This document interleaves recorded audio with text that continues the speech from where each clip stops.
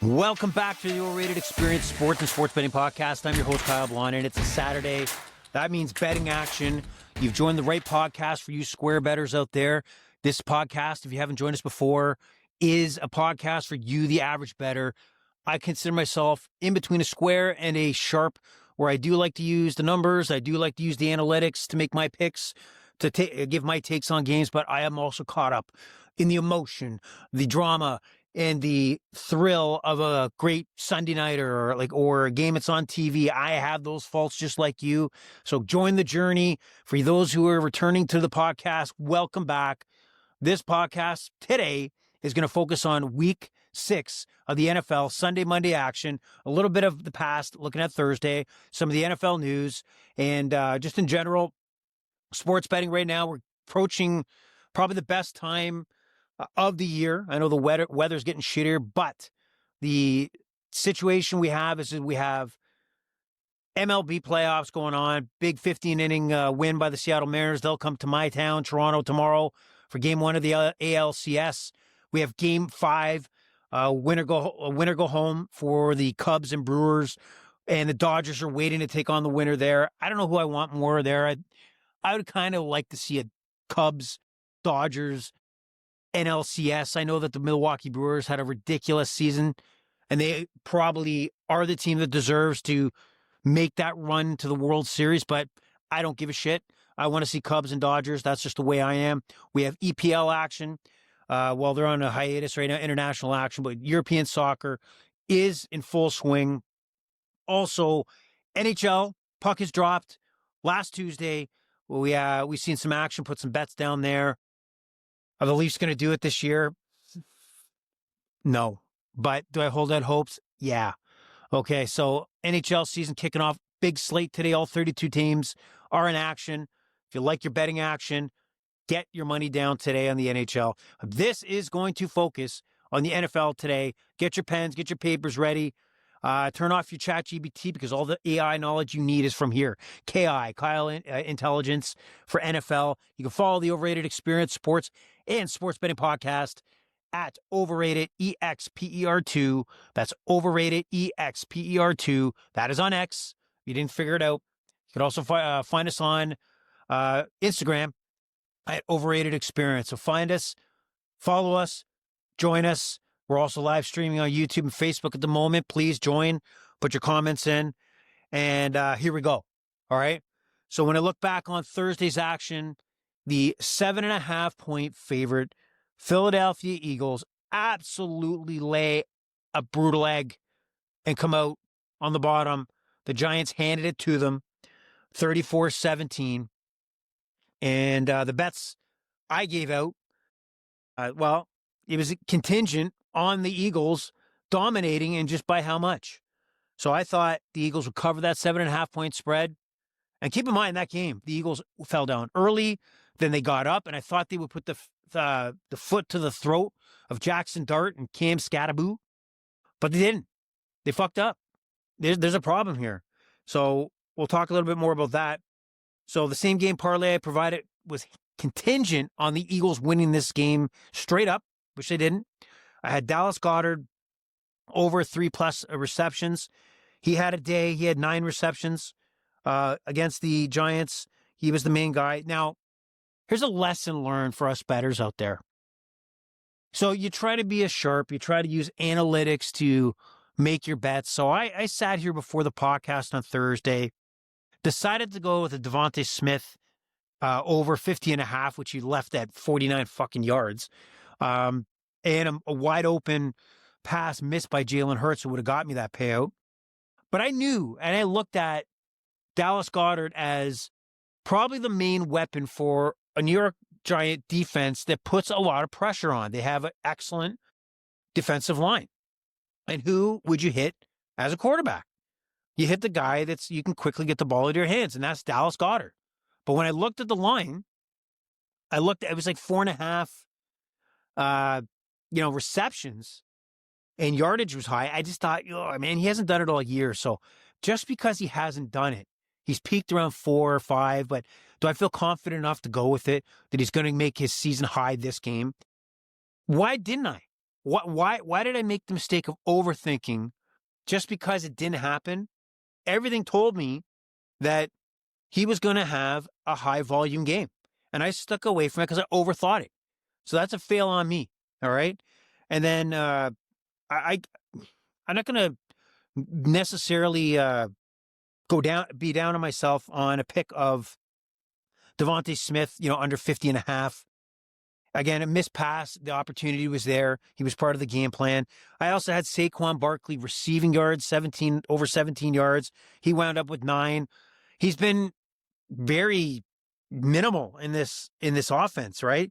So Saquon rushed for 58 yards, 12 attempts, 9 receiving yards. But this is not the Saquon Barkley of last season where he was destroying teams. He destroyed the Giants last year. He is a minimal factor in comparison to what he was last year. I do not know what's going on the Eagles offense. Jalen Hurts threw for 253 yards. Average. He looks okay, but what's weird about this offense for Philadelphia is that it's starting to look, at least in this small period, keep in mind they're under the microscope, and every game is going to be life and death for this team, is that I'm looking at like Alabama and Missouri here. Like I have Alabama and already Missouri's up 7-0. Like that's how things are going for me. So good start for a Saturday college. Might not make it a Sunday, for Christ's sake. Anyway, but for the Philadelphia Eagles, they have that look like they did the in-between season from the Super Bowl appearance where they lost to where they lost in the first round against Tampa Bay to winning. They look 2 years ago, Philadelphia, the offense where they have the weapons, but it just seems it's stale. It's not dominating. And this is an example of that. Missed passes by Jalen Hurts. You have A.J. Brown, who did wind up with 80 yards, 6 receptions, so he was targeted. And but they're not maximizing these offensive weapons. And then you got A.J. Brown, by his locker. Oh, yeah, I'm talking to the media because I have to. I don't want to get fined.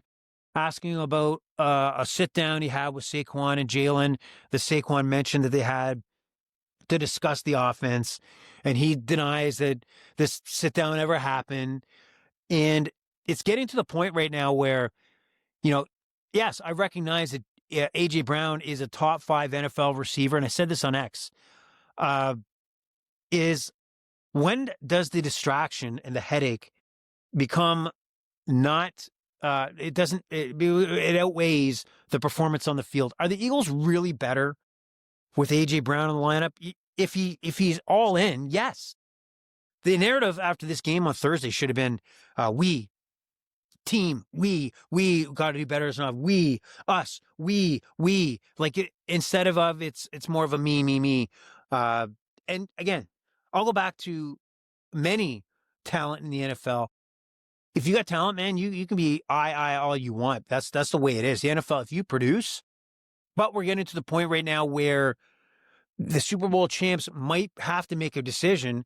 Is this guy a cancer? Right? Can we live without him? Are we going to be more? Our goal is the Super Bowl, back-to-back Super Bowls. Are we better off with A.J. Brown? You are if you go on a 10-game winning streak because everything's going well and you're feeding him the ball. But if there's any hiccup, anything that takes the team off the rails a little bit, A.J. Brown is going to bring you down and might bring where you can't get up. All right. So I want us to think about that. A.J. Brown might be better for the Philadelphia Eagles. Gone. All right. That sounds so stupid because usually there's a big gap of more and more flexibility for a personality like that. But I think we've reached the peak over the last couple of years where we've seen A.J. Brown act like a baby. And I think he's doing worse than good with the Eagles franchise. On the Giants side, Jackson Dart threw.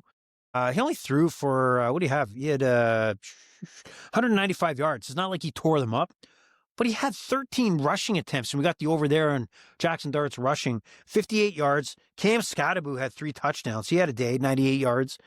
Definitely things in New York for now, for Brian Daboll. I don't know if he's going to survive, but looking up as far as the future, and I think that's what the Giant fans wanted. Hope, do I have a quarterback? And I got Cam Scatterbo, who's like a character. Like, he's like a bowling ball out there. People love that. Ripping his shirt off with Fitzmagic on TV. I don't know what the hell that was about, but that was happening. But the last comment I'll make on this game was that Brian Daboll, coach of the New York Giants, got in a little bit of hot water as Jackson Dart went to the blue tent under concussion protocol. You could see him basically chewing out the doctor on the sideline, really complaining that, where is my quarterback? Is he coming back? Not a good look for the NFL. Not a good look for the New York Giants. Obviously, concussions are very, very sensitive at the moment. And they have been, I guess, for the last few seasons, that you cannot twist an arm to get a player back in the ball game just because, the game's on the line. I get it. But the concussion has to take first priority. So Giants owner John Mara did comment, and he did say he spoke to Brian Daboll that was not a good look and kind of not something the franchise wants to, publicly be perceived as not looking at player health as the first and foremost, focus. Interesting there.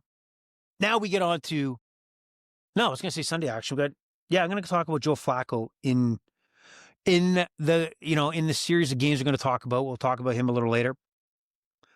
The season tomorrow, week 6 is going to kick off in London. The Denver Broncos, 7-point favorites, are going to travel to London, take on the New York Jets, the 0-5 Jets. And right now, the Jets, are under fire. Aaron Glenn, new coach, came from the Detroit Lions, defensive coordinator, defensive guru, kind of made his chops, with his resume with the Lions D. And this Jets D looks like shit, man. It does look like shit. He's getting pressure. I've heard talk of people not being surprised if he's one and done a season. And it just, I look at, and I'm going to do a podcast that focuses on the Dallas Cowboys Netflix series that looks back at the 90s and the build of that, Jerry Jones team to what it is now. And what I'll say to this is that, you look back at a team like the Cowboys and you look at their 3 Super Bowls, 2 under Jimmy Johnson, but, in reality, he helped build that nucleus and core so they could win 3 Super Bowls. But it didn't start off well for Jimmy Johnson. He had a horrible, horrible season, under, in Dallas. Troy Aikman wasn't winning games. He was under siege his first year, only winning a couple ball games. And it eventually grew to obviously a Super Bowl champion, America's team, 3 Super Bowl rings. And, you have 3 Hall of Famers. So what is the New York Jets? Do they have that much faith in Aaron Glenn that they will hold on to him to ride this out? It would be just like the Jets to panic and get rid of him right away. But, if you're going to go with Aaron Glenn, I think you got to give him a couple seasons, right? You got to give him a couple seasons that they're progressing, moving up, towards a playoff. Get him a quarterback. For Christ's sake, get him a quarterback. Justin Fields, there are guys in the NFL that are just not starting quarterbacks. And I don't understand why people don't see this. Justin Fields is a good stopgap quarterback when you don't have a plan in place. That's just the way it is. That's the way he's always going to be. There is no team out there, 32 teams, that's going to say, yep, the next 5 years I'm giving the keys to Justin Fields. He's going to lead us the way. No, you're going to make a huge mistake. He is what he is. Many quarterbacks that show their hand on how they perform don't necessarily get better with time. Right? It's just simple as that, right? I'm sure there's exceptions. I wouldn't put Baker Mayfield in that group. He was kind of run out of Cleveland for unknown reasons. He provided playoff wins or a win against the Steelers and almost knocked off the Chiefs when he was there. But I like Denver in this game to cover the 7. I like this game to go over 43.5. I tend to believe when both teams are playing on a neutral site, the score goes up a little bit more pass happy. And so that's what my take on that. So 9:30 a.m. tomorrow morning, get up, get your coffee ready. Game from London. Here we go. No player props on this one from my perspective. Now we got the Cleveland Joe Flacco-less. How do you say that 5 times? Joe Flacco-less heading into Pittsburgh to take on Aaron Rodgers and the Pittsburgh Steelers. The Steelers are 5.5-point favorites. The Steelers, wow, holy shit, they are the lead. This division is theirs. The Ravens went to shit. Maybe they will stay shit. I don't know, but I never count them out, regardless of who's injured. Bengals are toast, maybe. And the Browns, well, they're in transition again. They're there because they got to show up 17 games a year. And, it's not going to be a playoff run for the Cleveland Browns. Now, Dylan Gabriel had a solid performance in London or Tottenham Stadium last week against the Vikings. They did lose. I think he moves the ball well. I do think they're going to cover. I don't think the Steelers are a perfect team. I think they'll be susceptible to the lights-out defense that the Cleveland Browns provide. So I think this game stays close, kind of like it did against the Minnesota Vikings. Maybe the Steelers win by 4 or 5, but as long as they cover the 5.5, that's what I'm stating here. Cleveland will cover. This game will go over 38.5. I think there'll be a little more scoring here. All right, both teams getting up to 17-17, and then maybe the Steelers pull away on a field goal or such. And I like Quentin Junkins, running back. This guy is the real deal. He was 90-plus last game, I believe. I can't remember what his yardage was. His over-under here is 77.5, minus 114, but I like it. I like it a lot. So take Junkins over rushing total, minus 114. Note on this one as well, it looks like Jalen Ramsey is questionable. Hamstring issue. Now, that is important. The veteran, he's a gamer, man. Jalen Ramsey is a difference maker. He would eat up, a rookie quarterback. So if you're Cleveland, you're hoping that questionable goes to out. I cannot perform. My hamstring is so fucked that I can't get out in the field and chase, read mindfuck Dylan Gabriel and be where you didn't think he was. And then Jalen Hurts is trotting in doing what he does on the defensive side, disrupting offenses, because that's what he does. And if he shows up tomorrow, expect at least some sort of pick or fumble recovery from Jalen Ramsey. You heard it first, but he is questionable. So keep an eye out for that. The LA Chargers. Remember a time when we were talking about the LA Chargers after 2 weeks, maybe even 3 weeks? I can't recall what it was. Yeah, 3 weeks, I think. And we're talking about winning a division. We're talking about, playoffs are pretty much locked. And Jim Harbaugh, coach of the year. I thought they were looking good. Jimmy Harbaugh was, arguably one of the possible value bets for coach of the year that you could have taken, 3 weeks ago. But they're a little bit, they have a slide going here. They lost to the Giants 2 weeks back. Fuck me in my survivor pool, but hey, what are you going to do? And then last week, they got taken to the woodshed about, with 27 straight points by the Washington Commanders, Jaden Daniels. Really, taking it to them. And now they head into Miami. Miami is just McDaniels, coach for the Miami Dolphins, is dead man walking. He's not going to survive. I have no idea why, the rumors, or at least the tweeters out there or the news, is that Rex Ryan might be the guy, comes in because he has that different perspective on coaching, that disciplinary coaching that, McDaniels, Josh McDaniels, what is Mike McDaniels? What the fuck his name is? McDaniels didn't have. Oh, but he was good enough to hire, and he was a boy genius that first two years, right?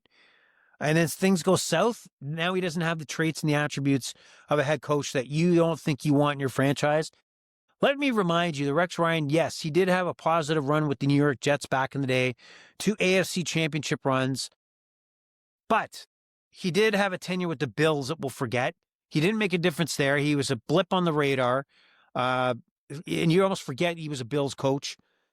I don't think Rex Ryan's your answer. And then maybe this is why you shouldn't have your owner necessarily be the guy who's making decisions on head coaching. What the fuck does Stephen Ross know about football? Honestly, he owns a team. But is he, just because on the surface he has a personality trait you like, is that going to put extra W's up? I don't think so. You made a mistake by drafting Tua versus Herbert. And it starts with your quarterback. Simple as that. You constructed the team poorly, can't play in cold weather, they disappear in the playoffs. It's more than just the coach, even though the coach, I think, is going to go. And, his resume is telling you, and his results are telling you it's probably the right idea. But just jumping in with a Rex Ryan type, I don't know, Miami. I don't know what the fuck you're doing. Chargers 4.5-point favorites. This game has an over-under of 43.5. I do think this game is going to go over 43.5. I don't think that's a problem. I like the over there. Chargers probably cover the 4.5 after what I seen last week for Miami pissing away against Carolina, a big lead, and losing handily. So I have no faith in the Miami Dolphins. I have no faith in to lead this team anywhere. I didn't know if they can lead them out of the locker room. So take the Chargers. Not much to say there, but I think there'll be some points scored for sure. Look at this. Alabama has tied at 7-7, 5:24 to go in the first quarter. Things are looking up. Man, everything has changed since we first opened up and talked about Alabama being down 7-0. It's going to be my day. Maybe not. I don't know. New England. They are the prize right now in the NFL. Head into New Orleans, take on the Saints.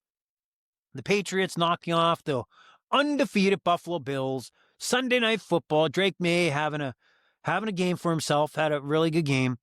Now, I mean, the perception of the New England Patriots has absolutely changed with that win, right? You know, the perspective is that they're an up and coming team, which they are. But let's not get ahead of ourselves here, right? They had a great game against Buffalo. I don't see the consistent train necessarily rolling here in New England just yet.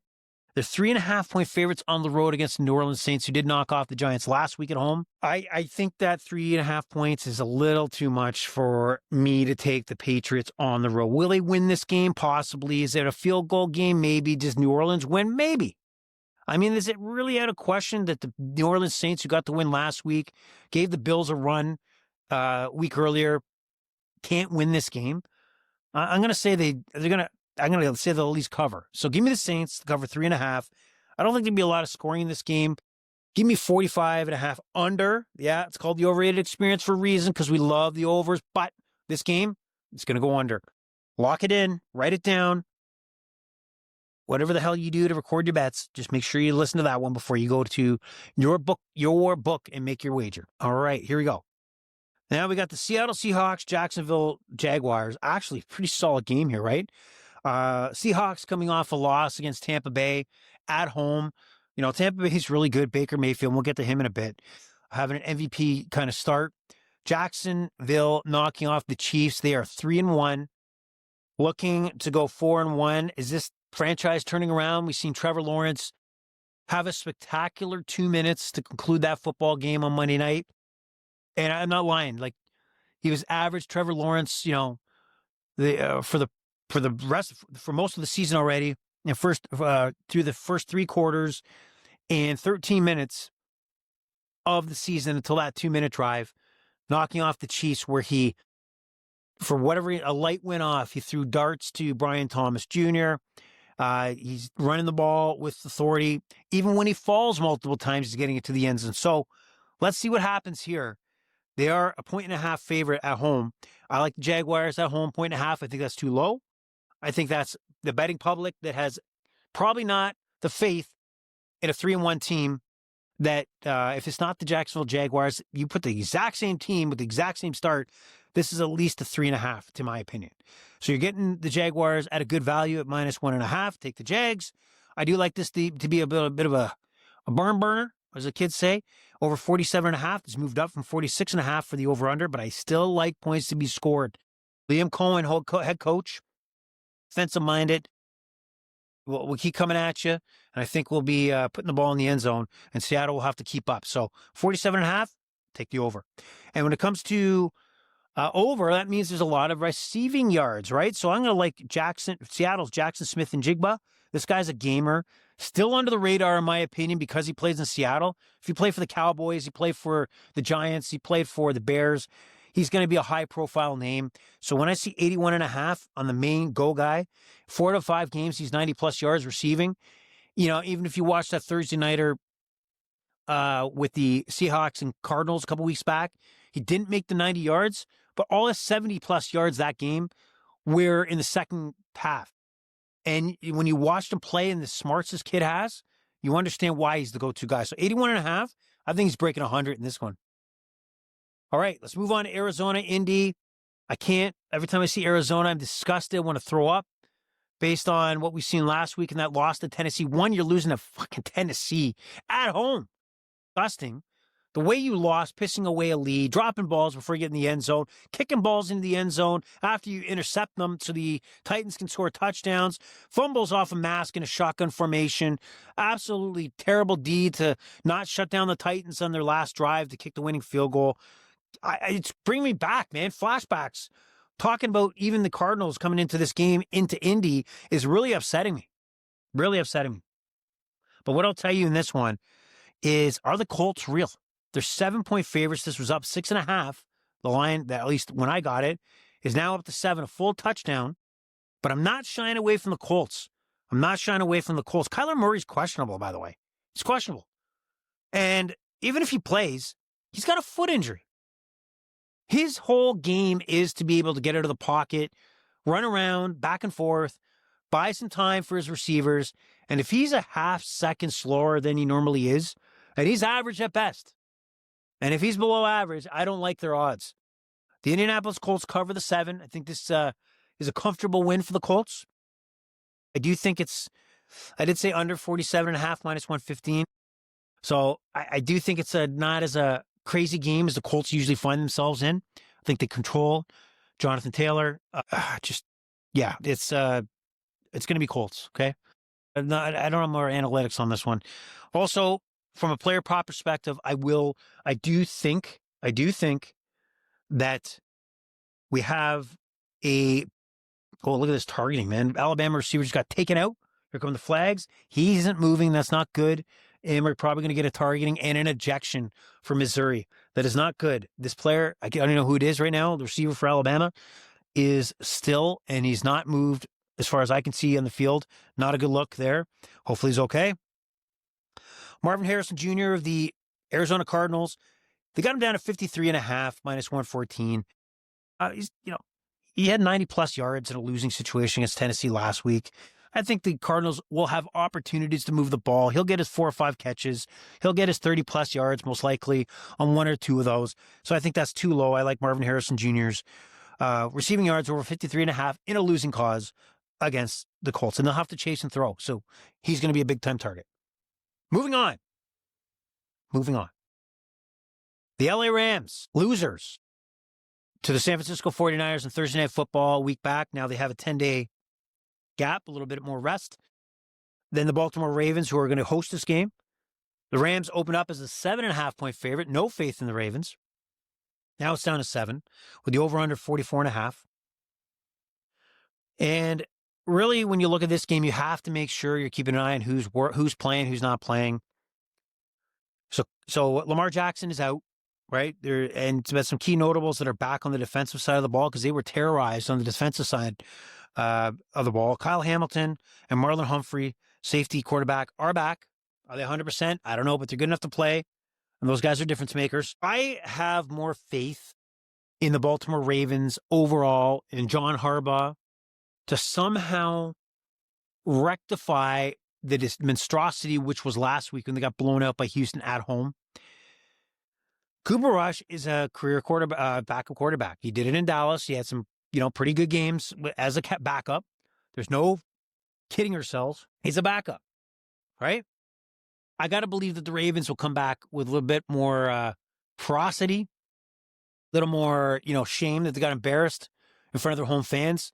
Actually hearing fans in Baltimore boo the Ravens team. What top 5 organizations in sport? I was going to say football, but I mean, they're a class act all around. They know how to find talent. They know how to keep a competitive team year in, year out. And they're on hard times right now, right? Their season's kind of getting lost on them. Only 1 win. I think they cover the 7 here. I think Cooper Rush has a solid game. Derrick Henry has to be more of a factor. He has to be dominant. He wasn't that last week. I think they cover the 7. I would have loved if it was 7.5. Hopefully it jumps again. When I look at the side of the ball when I look at the players, look at a prop in this game, even though I got Puka Nacua and Devontae Adams, which are producers on the Rams side, I'm going to go with Zay Flowers on the Baltimore side, receiver. 53.5 yards over. I think Cooper Rush will get him the ball. He's had 70-plus yards the last 2 games. I don't think it changes here. I think he's going to get volume, and I think he'll be over 53.5 for Zay Flowers. Ravens cover. I do like Probably the under, man. I think this is going to be a tight ball game. 44.5 under. Let's say that. Alice, how about them Cowboys? Right? How about them Cowboys? Is this where they lay an egg? They go into Carolina and, because they walked into, with the Jets last week, demolished them in MetLife Stadium. They tie the Packers, who were heavy favorites at home, 40-40. Is this where they lay an egg? Because this is what the Dallas Cowboys would do, right? So they're 3-point favorites. They were 3.5-point favorites, but they're 3-point favorites over the Carolina Panthers. Panthers coming off a big win at home against the Miami Dolphins. They got a lot of confidence going. They got a couple wins already. I like the over 49.5. It's going to be a shit show. I think there's going to be points coming out of our ass there. It's going to be touchdown after touchdown, fumble, interceptions, bad field. When I say bad field position for the defenses, it's going to be sloppy. I'm going to still say the Cowboys cover the 3. Am I confident, super confident? I'm going to say no, because it'd just be a Dallas Cowboy thing to walk into Carolina. It will look like the Dallas Cowboys that walked into Chicago in week 2 of the NFL and laid an egg. Okay? So don't be surprised if you don't get that win, but I'm going to take them anyway and just hope to God they cover. Injury news, as you know, CeeDee Lamb is still for the Cowboys. Turpin, other key receiver, is out. So I like George Pickens to get over 70.5 yards receiving as player prop there. He didn't get much last week, but I got to believe that fewer and fewer, receivers that Dak is comfortable with are in the lineups. I got to think that more and more of the game plan is going to get the ball in Pickens' hands and let him fight for contested throws and see if he comes down. And from the Carolina side, Chuba Hubbard for a second week in a row is out, running back. Didn't seem to hurt him last week, so you take it for what it is. The Cowboys cover the 3, over 49.5, and Pickens over 70.5 yards receiving. I can't think of a game that I would watch least, and that is the Tennessee Titans taking on the Vegas Raiders. Raiders are 5.5-point favorites. Tennessee coming off a win in Arizona. I think it's pretty accurate to say that nobody believes that they won the game in a normal, we were better than you fashion against Arizona. Fluke, you could say. But Las Vegas, I don't know what they're bringing to the table. They're messed up. They're messed up. They're a messed up organization right now. They're in between. They had a game plan coming into 2025 season, and now it's hit them in the mouth that, oh shit, maybe we have taken the wrong turn and set our franchise back a few seasons. They were banking on that Geno Smith would put them in a position to make a playoff run. It's not looking like that right now. Now, I think if you're the Vegas Raiders, you have no choice to ride this out and hope that Geno turns it around. But, you're banking on 1 or 2 interceptions a game. And I don't think he is playing to the actual makeup of this Raiders team. It's got to be a run-first team with Gentry. You got to get him in the offense, and they're starting to do that. But he's got to learn to throw the fucking ball away or check down. He has a Superman, and I've heard this before, it's not my term, like a Superman complex where he's trying to be like Josh Allen and throw 70-yard bombs in a poor situation where it's more of a live and fight another day. That's what he should be doing. So I'm still going to say they cover, though. Unbelievable. Tennessee's that bad. I just think Tennessee's that bad, and they want to have the same fuck-ups as the Cardinals did. Now, keep in mind, Brock Bowers, tight end, is out, and I'm not the first guy to say it, but, if he had a bum knee, why was he in the lineup? He probably could have rehabbed that knee and been 100% in this game already. That's just a bad, poor decision by the Raiders, it looks like, and how they handled Brock Bowers and his knee issue. This game will go over 41.5. Yeah, this will be a sloppy game again, and maybe Geno's on a heater because he's playing poor competition, throws for 4 touchdowns. I don't know, but it goes over 41.5. That's all I can say about that. Not much else there. No player props. Wouldn't touch that at all. Now we get to maybe the interesting game of the 4 o'clock hour. The most interesting game, I should say. And that is the San Francisco 49ers visiting the Tampa Bay Buccaneers. On Sunday. The Buccaneers have moved from a 3-point favorite to a 3.5-point favorite. The 49ers coming off a huge win like against the LA Rams last Thursday, where Mac Jones had the game of his career, solidified himself as a career NFLer. If he doesn't somehow wind up, quarterback in this 49ers team for the rest of the season, he will find himself, in the free agent market, or at least one team will consider him like a Sam Darnold, like a Seattle, but I don't know which team this is. But they will give him money to quarterback if the 49ers, stick with Brock Purdy. They paid him, but the 49ers, again, are a team that is not afraid to cut ties, even though they've invested, and change course. That's kind of a respectful thing for this franchise. But Tampa Bay is a buzzsaw right now, despite injuries. Mike Evans still out, Bucky Irving out, running back, and then Chris Godwin is out. So weapons a little depleted, but not for Baker Mayfield. Baker's the guy, right? He got me a payout last week with a combination of his passing yards and running. Fantastic. So Baker Mayfield is going to lead this team to victory. Now, what's key, and we need to know here, is Brock Purdy doesn't look like he's going to play. I'm just going to say he's out. Ricky Pearsall, receiver, is out for the 49ers. Mac Jones is questionable. Mac Jones, the guy we just talked about, who led this team to a victory in LA, provided hope to all the faithful in San Francisco, may not play. He's questionable.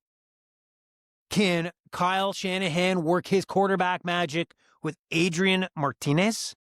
Who the fuck is Adrian Martinez? Well, I'll tell you. Adrian Martinez played his college ball at Kansas State and Nebraska, and he spent time with the Birmingham Stallions of the UFL. And my guess is if Kyle Shanahan thought enough to bring him to the roster, there's got to be something he likes about Adrian Martinez. And will work some sort of magic if Adrian Martinez finds himself in this ball game to be credible. But I do believe that 3.5 points, well, I think the Buccaneers are going to cover that, even though it went up from 3 to 3.5. This game's going to go for 47.5 because Baker Mayfield is a run and gun son of a bitch, man. He's a run and gun son of a bitch. That he is fucking balls out. He's going. He's going to be putting up points, whether it be putting his head down or putting a 40 or 50 yard pass up, to somebody in the end zone. So that run and gun son of a bitch, Baker Mayfield's going to have a game. Now I'm going to point out something that pissed me off is that FanDuel, which is the book I use right now, and I always tell you, if you've joined us before, and I'm not doing it, I'm being hypocritical, is I'm only using FanDuel at the moment, okay? Ideally, you should have multiple books to get the best odds you possibly can on a game you like, whether it be the spread of player props especially. The numbers are varying across the board when you look at DraftKings, FanDuel, Bet365, and you can find value for those plays you like. Now, last week, I went to the pay window because I took Baker Mayfield's pass and rushing yards combined and won the over because he was outstanding last week. FanDuel's not even offering Baker Mayfield outside of the passing yards, which I'll take, over 239.5, fine, I'll take it. But my focus was on, the combo of the pass and rush yards. And if they put it in, fine, great. But yesterday when I checked to put it in and prepped for this podcast, it was not there. So I want to point out, if you don't think that these sports books aren't trying to fuck with you and put you in a situation where you have the least possibility of winning, think again. Think again. You know what? Gambling is not a prosperous entity for many, right?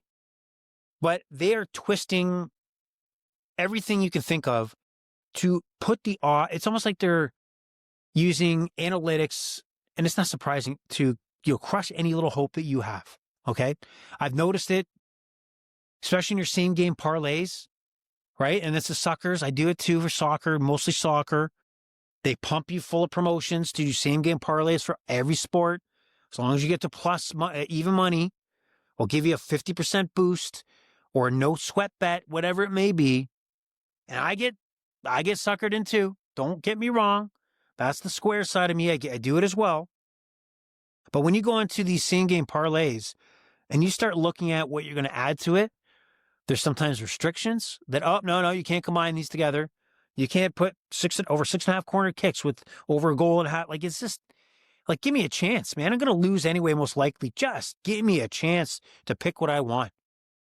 And then the odds don't make sense, right? Like you're picking a part of your same game parlay. It's minus 500 compared to a minus 245. But if you choose one or the other, is a little difference at all. It makes zero sense. So we're being manipulated. This is why you gotta look at it for fun. Don't kid yourself. The same game parlays are not your friend. Stay away, bet straight up, and think that your sports book is fucking with you. And more importantly, get multiple books so you can fuck with them. Okay? But the Tampa Bay Buccaneers are going to cover here. This game's go over 47.5. And Baker Mayfield goes over 240, 239.5 minus 114 passing yards. So we move on to Cincinnati and Green Bay. And if you joined us Thursday, we talked about Cincinnati making a bold, ballsy, nothing to lose move, which I love, making a trade with the Cleveland Browns to pick up the veteran 40-year-old Joe Flacco. Wow. I wonder what that conversation looked like, right? Hey, Joe, this is Zach Taylor from the Cincinnati Bengals. We just traded for you. What time can you be on a plane? Because we got you starting at 4 o'clock Eastern Standard Time in Green Bay. Green Bay, the team you beat for Cleveland in week 2 or week 3, sorry, whatever it was. We need you. We need you to be under the, I'll fax you. I'm just kidding. Fax you the hell fax. Do you think you can pick up the phone book type of playbook between now and 4 o'clock on Sunday? But Joe, we need you. Get on a plane. We're going to have you start. I don't care if you go to the hotel. I don't give a shit where you sleep. You just need to be at the facility. We're going to hand you a playbook, and you're going to start going through it. And we're going to prep you as much as we can to get you to be ready for that 4 o'clock kickoff in Green Bay. Don't think about playing cards on the plane as you travel. You're going to be inundated with probably a Zach Taylor podcast audiobook of the playbook. It's wild. And I love it, right? When you look at the Cincinnati Bengals, what do they got to lose, right? So far, what we know of Jake Browning is that he can't get the job done. He makes this team worse. So if you're looking at a team, I believe, is trying to do something and probably has pumped up his locker room, and that's go get Joe Flacco. If he gets sacked 8 times tomorrow and he throws 7 interceptions, it's not like they had an alternative that was better. Let's just say that. Nobody would think heading into Green Bay tomorrow they were going to knock off the Green Bay Packers. Nobody. As simple as that. Nobody would think that. Okay? I think it's outstanding that the Bengals have the balls to make the move. Keep in mind, they fucked up many times in their organization. For going from, great moves to lock up Jamar Chase and Higgins, and then having, your first-round draft pick hold out because of a wording on a contract, and Hendrickson also holding out to the last minute. You look like Bush League franchise that people think you are. And then you go out and do this, which gives you a little more faith. Then you go and do this, and you put the faith and the belief back in the Cincinnati Bengals. Good for you. And I'm hoping Joe Flacco has an outstanding ball game. All right? But Jamar Chase is questionable. So you have the positive, like, let's have a ballsy move. Let's think outside the box. Let's go to Cleveland, pick up the phone. They don't want Joe Flacco. Let's pick him up. Let's see what we can do with this season. And then Jamar Chase is questionable because of an illness. Fuck. Zach Taylor's like, fuck. I can't catch a fucking break here. So hopefully he's questionable, meaning that he'll be in this game. But I think the Bengals cover 14.5. Okay, 14.5 is way too much. They obviously couldn't cover against the Browns back in, week 3. They lost outright. They couldn't cover the Cowboys where they went up with a tie. And I do believe there's going to be more scoring in this game than we think. It's going to be over 44.5. So let's see what's going on there. Over, for sure. Cincinnati covers, and I like Joey Flacco, 207.5. And this is probably me just thinking, man, I like the situation. I just want to see him do it. I want to see him go full fucking Johnny Unitas out there and just terrorize this Green Bay Packer defense. All right, 207.5. I got to believe it's all or nothing. I'm getting the ball. out of my hands.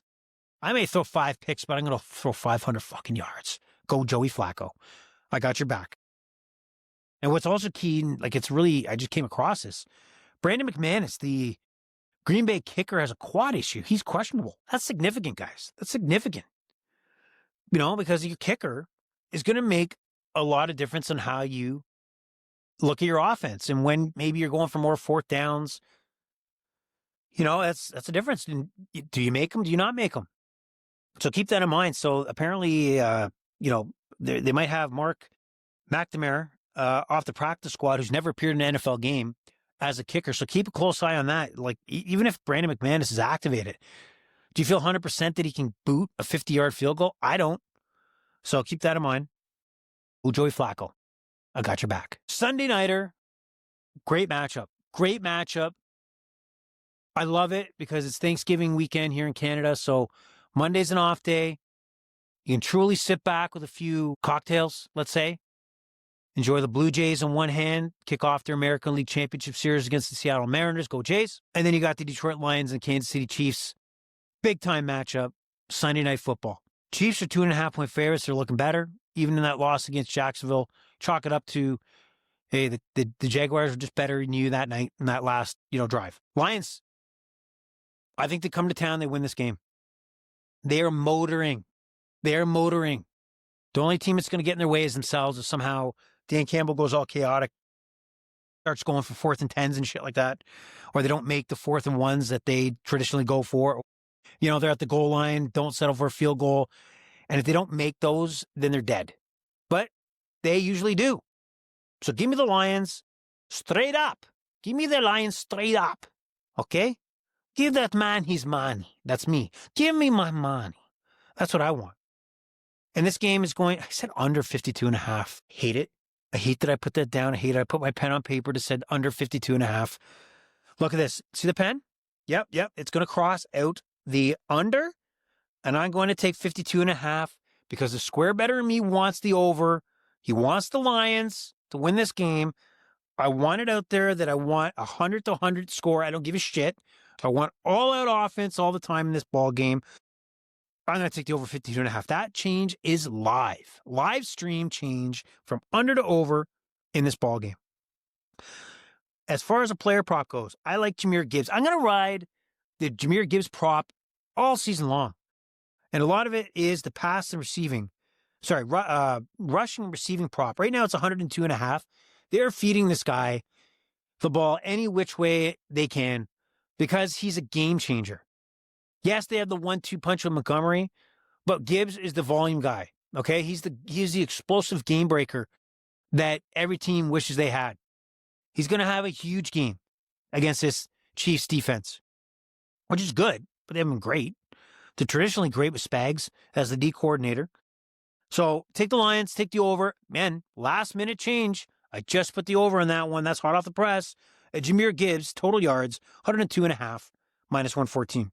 Now, Monday night, we got 2 games again. We have Buffalo coming off a loss against New England in Atlanta as 4.5-point favorites. I think the Falcons cover this. This game is going to be closer than you think. Yeah, the Bills on the road. They're not a perfect team. Yes, they probably have the best top 3 player in football, Josh Allen. James Cook is ridiculous. I think the Bills get it done, but it's not a walk in the park. What a saying, huh? Not a walk in the park. All right, Alabama just picked off Missouri. Go to hell, Missouri. 14-7. Love it. Love it. Okay. So, I was about to take an interesting prop. I didn't take it. I'm not going to give it out. But I was that close to taking a first quarter Bijan Robinson total yards, rushing and receiving. And I think it was 27.5 or something like that, or 30.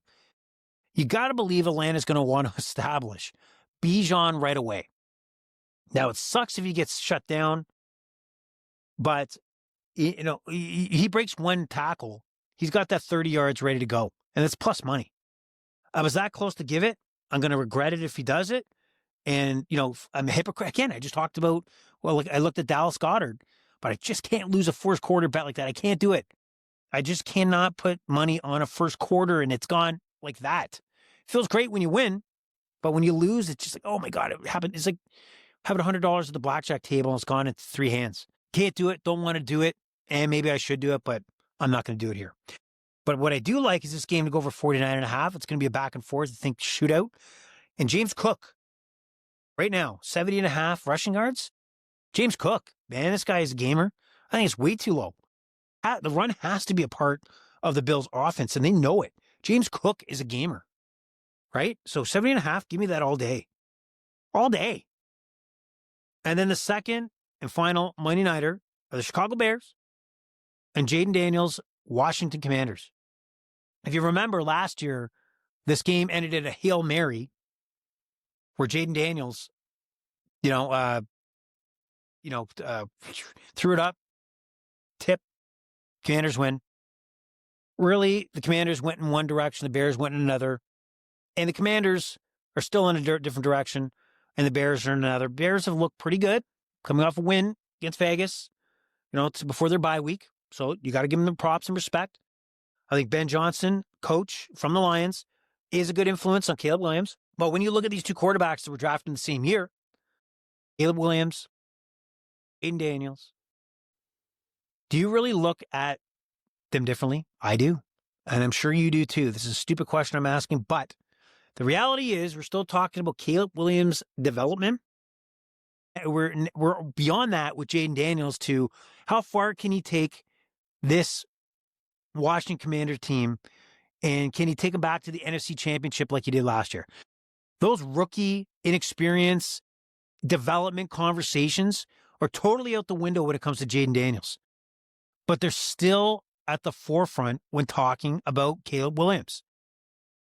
It's just got to be sickening. Washington was in a better position because they had no choice.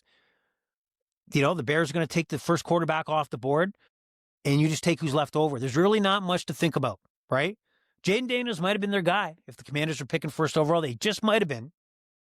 But and I know the pressure in the NFL was that Caleb Williams was that number one quarterback. And it might have been a tough pill to swallow for any general manager to go away from that narrative, take Jaden Daniels first overall, and then it turns out it was the bad choice. You would be fired and probably never hired again in the NFL. I just think that kind of pressure did exist during that draft. So the Washington Commanders were in the better position to pick whoever was not picked. No choice, no thinking. And it worked out big time. It's worked out so much, despite what the president wants is the change back to Redskins. Jaden Daniels and the success the Commanders are having, and just Jaden Daniels being the rock star he is putting a new life on this Commanders brand, right? You only know Jaden Daniels as the Commanders quarterback. So I think single-handedly, he has kind of crushed that narrative to bring back the name. I don't care what you hear. I can't believe that Jaden Daniels, you think of him as a Commander, and I think if they wanted to keep the Commanders name versus going back in time to the Redskins name, he was a blessing in disguise for that franchise and the brand. That conversation is dead.